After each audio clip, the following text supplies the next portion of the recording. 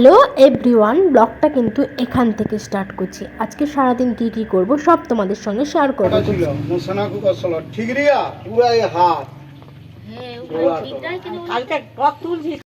এখানে কিন্তু আমি 1 কাপ চা নিয়ে বসে গেছি, আর একটু আড্ডাও হচ্ছে, একটু গল্প তো হতেই হবে। চায়ের সঙ্গে যদি না একটু গল্প থাকে তা সারাদিনটা কেমন কেমন লাগে কি বন্ধুরা তোমরা অবশ্যই কমেন্টে জানিও। দেখো এইখানে রোদটা দেখেছো ছাদে, গরমটাও কিন্তু প্রচুর পড়েছে। আর আমাদের গাছগুলোও দেখো কেমন শুকিয়ে গেছে।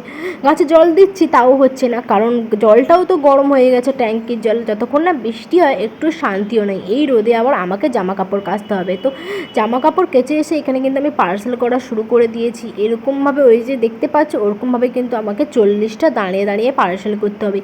অনেক কিছুই কিন্তু ওরকম 40টা করতে হবে, শুধু সবজি বলে সবজি নয়, ডালও অনেক কিছুই কিন্তু সবজি করে 40টা করতে হবে। কিন্তু পাশের মাসি আর কাকু এসে বলছে তুমি কি ব্লগ করছো? আমি বলছি হ্যাঁ। তো তোমরা অবশ্যই কমেন্টে জানিও যে আমার ভিডিও তোমাদের কেমন লাগে। তোমরা যারা যারা জানো আমার ভিডিও দেখেছো সবাই জানো যে আমার হোটেল আছে, তো আমাকে এরকমভাবে পার্সেল করতে হয়। টুকটাক আমাকে কিন্তু হোটেলে এসে লাগতেই হয়। তো তারপরে কিন্তু বিকালে ছাদে চলে গেছি। ছাদে ওয়েদারটা কিন্তু খুবই ভালো ছিল, বাতাসও হচ্ছিল আর খুবই ভালোও লাগছিল ছাদে। তো এখানে কিন্তু আমার সন্ধ্যাতেও হয়ে গেছে।